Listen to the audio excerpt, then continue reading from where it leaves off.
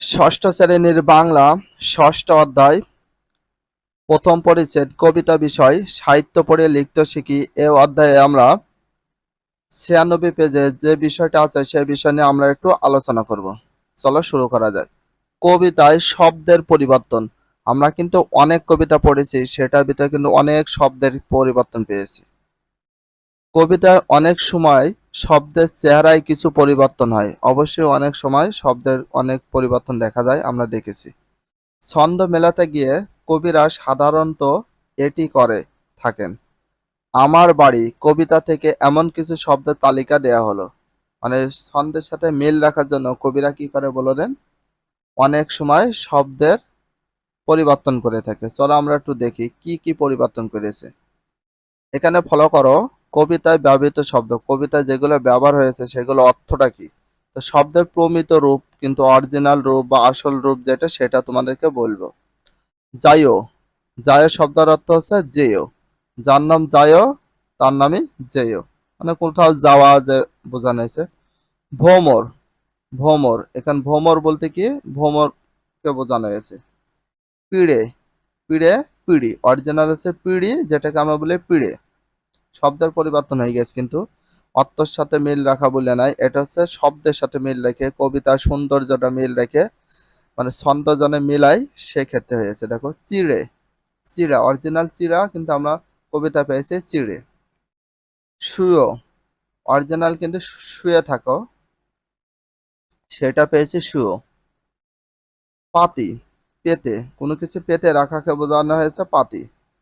শব্দ শুনি, শব্দ শুনে, আমরা শব্দ শুনে, এটা অরিজিনাল রূপ আর এটা কবিতার রূপ। লয়ে, আমরা যেটা বলে নিয়ে, ওরা বলেছে লয়ে, দুটা একই অর্থ প্রকাশ করে, এটা কবিতার সাথে মিল রাখার জন্য করা হয়েছে। ভাসি মানে ভেসে। তব, তোমার। তো কবিতাকে গদ্যের রূপান্তর, কবিতাকে গদ্যের রূপান্তর করা হয়েছে। আমরা কিছু কিছু ওয়ার্ড দেখলাম যেগুলো গদ্যের রূপান্তর হিসাবে করা হয়েছে। কবিতার যে বর্ণনা থাকে তাকে গদ্যে রূপান্তর করা যায়।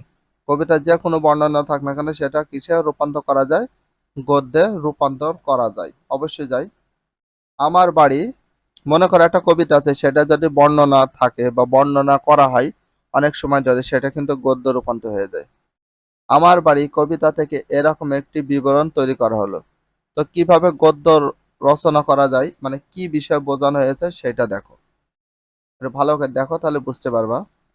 বন্ধু তুমি আমার বাড়িতে বেড়াতে এসো, মানে কবিতা ছিল সেটা গদ্যে রূপান্তর করা হয়েছে কিভাবে দেখো। কবিতার মতো করে লিখে নিয়ে আমরা লাইন বাই লাইন পাশাপাশি লিখে দিয়েছি। বসার জন্য তোমাকে পিঁড়িতে পেতে দেব, বসার জন্য তোমাকে পিঁড়ি পেতে দেব। নাস্তা হিসাবে শালি ধানের চিড়া বিন্নি ধানে খই দেব, সাথে দেব কবরি কলা আর গামছা বাঁধা দই। আম কাঁঠাল ঘেরা গাছের ছায়ায় আঁচল পেতে শুয়ে থেকো।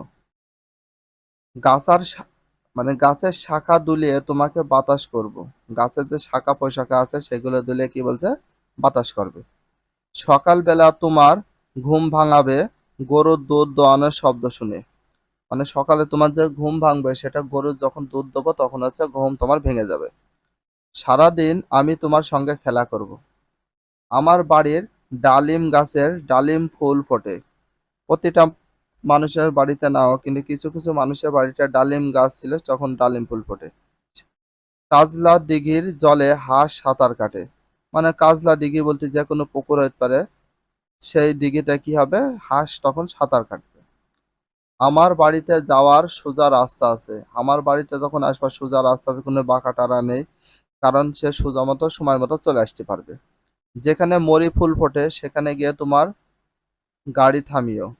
মরি ফুল যেখানে ফুটবে সেখানে গাড়ি থামে, সেটা তোমার উপভোগ করতে করার কথা বলা হয়েছে। তো এইভাবে আমরা যে কোনো বিষয় ভালো করে আমরা বিশ্লেষণ করে পড়বো, অ্যানালাইসিস করব।